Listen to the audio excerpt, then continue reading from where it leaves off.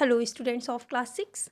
I'm your English teacher Aisha and today I will continue first chapter The White Elephant of your English reader book.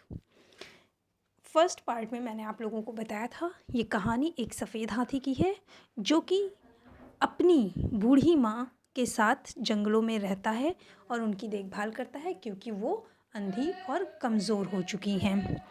वो अपने झुंड के साथ बहुत ज़्यादा डिसअपॉइंटेड होता है क्योंकि वो जो भी फल अपनी माँ के लिए मैसेंजर्स के थ्रू भेजता है वो लोग ख़ुद उस फल को खा जाते हैं और उसकी माँ को कुछ नहीं मिलता है।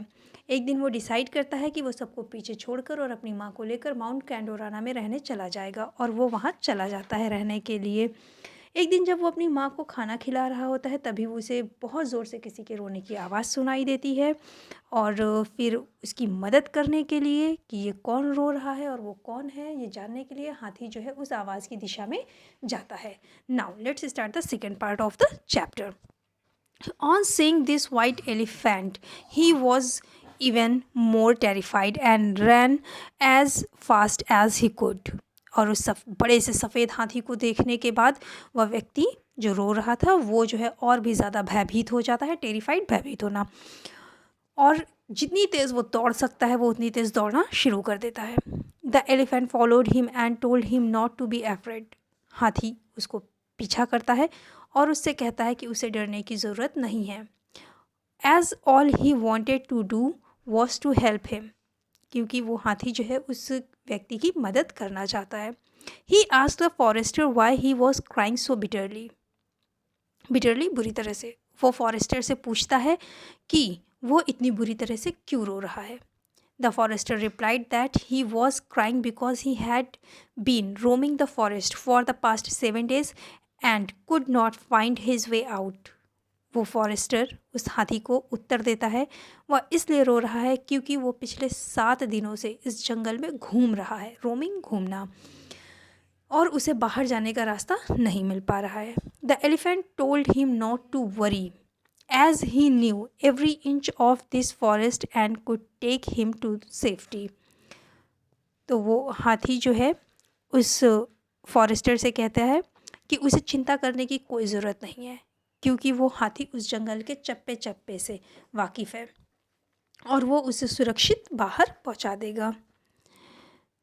He then lifted him on to his back and carried him to the edge of the forest, from where the forester went on merrily back to Banaras. इतना कहकर फिर वो हाथी जो है उस फॉरेस्टर को अपनी पीठ पर जो है वो बैठाता है और फिर उसे लेकर जंगल के किनारे, एज किनारा, वहाँ तक पहुँचा देता है जहाँ से कि वो फॉरेस्टर जो है अब वो बनारस वापस जा सकता है। ऑन रीचिंग द सिटी, शहर पहुंचने के बाद, he heard that king Brahmadatta's personal elephant had just died and the king was looking for a new elephant. उस फॉरेस्टर को पता चलता है कि उनका जो राजा है ब्रह्मदत्त, उनका जो हाथी था उसकी अभी जो है वो मृत्यु हो गई है और राजा को नए हाथी की तलाश है। The forester was very excited and immediately went up to the king and told him about the white elephant that he had seen on Mount Candorana.